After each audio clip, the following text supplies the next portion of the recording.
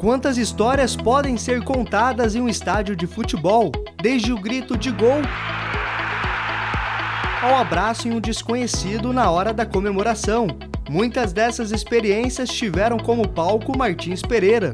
Inaugurado em 1970, o local se tornou, para algumas pessoas, até mesmo a segunda casa.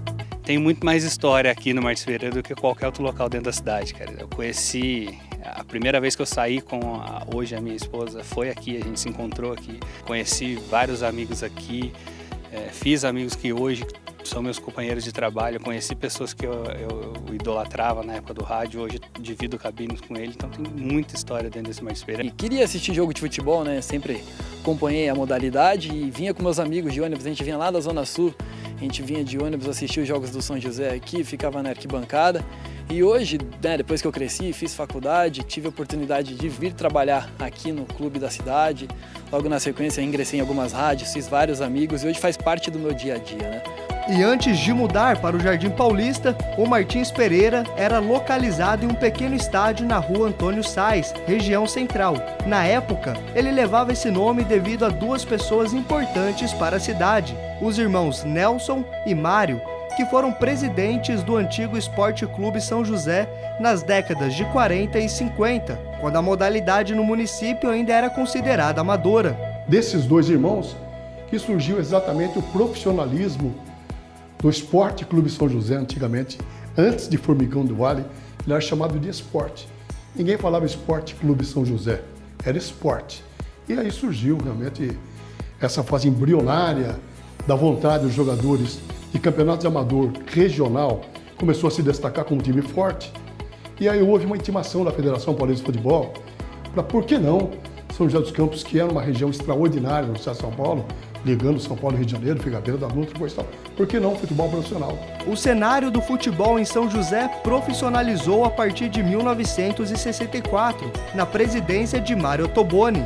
O time passou a ser campeão e o público interessado em assistir às partidas aumentava. Então veio uma ideia ousada: construir um estádio amplo e moderno, com um projeto parecido ao do Morumbi, localizado na capital São Paulo. Andava com meu pai para cima e para baixo, eu sou o filho mais velho, e eu vim aqui desde quando foi escolhido o terreno, né?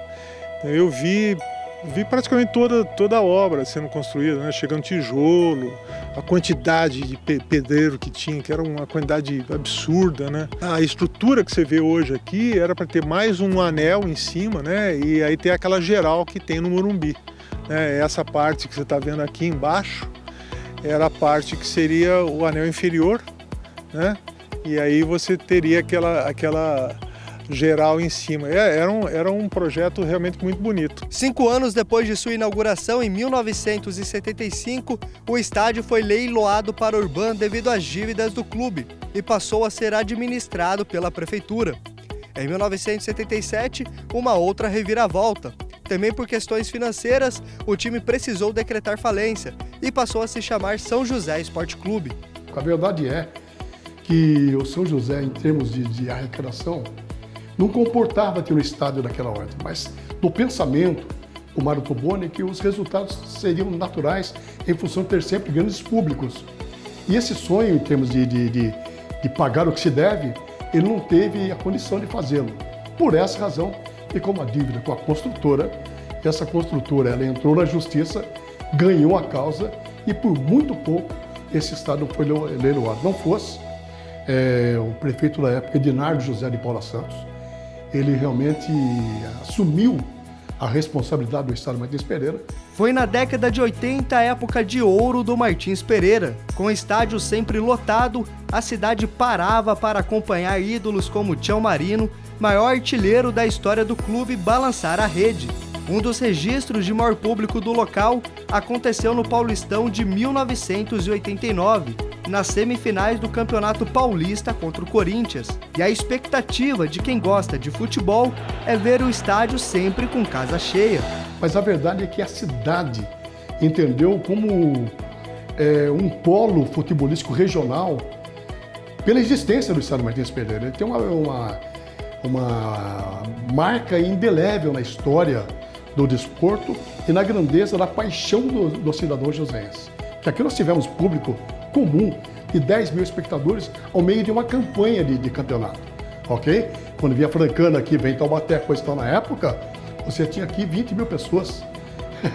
Tivemos estádio aqui para Corinthians de 20 mil sentados e uns 10 em pé em 1989, quando houve aquele grande embate São José e Corinthians, que o São José se classificou em cima do Corinthians. Então, para o público joseense, aqui foi espetacular. Atualmente, o Martins Pereira é referência quando se trata de futebol. É aqui que os torcedores se encontram para poder vibrar pelo São José. Mas além da parte esportiva, o estádio é um importante patrimônio que ajudou no desenvolvimento da cidade. E o impacto foi muito grande. Na época, né, o estádio ele cumpriu a transição dele, né, dessa São José mais modesta, né, para uma São José hoje com quase 800 mil habitantes. E hoje eu vejo que ele cumpriu bem a função dele, espero que ele permaneça cumprindo, né, a função dele.